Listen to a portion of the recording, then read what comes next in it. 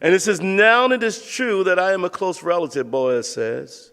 However, there is a relative closer than I. And I'm sure Naomi probably would have been turning, blue if she would have heard that. She didn't want to hear that part of his story. She says, notice what he says, stay this night, and in the morning it shall be that if he, meaning this unknown relative, will perform the duty of a close relative for you, good, let him do it. But if he does not want to perform the duty for you, then I, meaning Boaz, who is speaking, will perform the duty for you. As the Lord lives, lie down until morning. So she laid at his feet until morning. Resting at the feet of the Redeemer is always the safest place to be.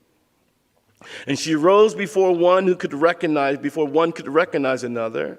So she got out of this, and nobody could accuse her enough to say, oh, I seen you coming from that man's house late that night. What was you doing over his house? What was you doing coming out of his house? It was 6 a.m. I seen. She left when nobody could find out that she was even there. Then he said, do not let it be known that the woman came to the threshing floor. Boaz guys, they probably were around. They seen her come. They said, don't you say nothing about this. Do not avoid every appearance of evil. Don't you say nothing. And if you're a woman, and if a man wants sex as a favor or a down payment that he'll stay with you, punch him in the nose. Because then, this is not a man you want in the first place. Baby, I can't wait. I love you so much. I can't wait. I got feelings for you.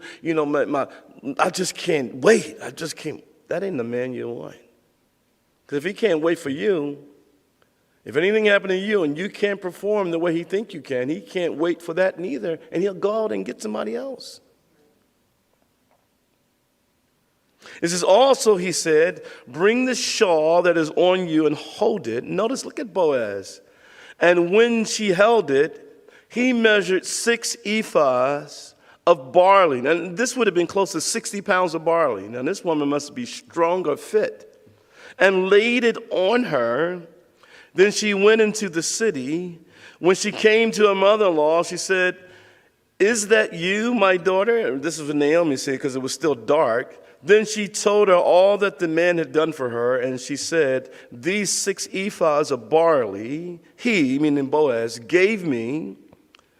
And look, and God gives us whatever we need with no strings attached. There's no strings attached to this. Boaz didn't say, I'm giving you this food and stuff. You better, you know what's next. He didn't do that because he's a man of character. 2 people with character coming together produces something godly.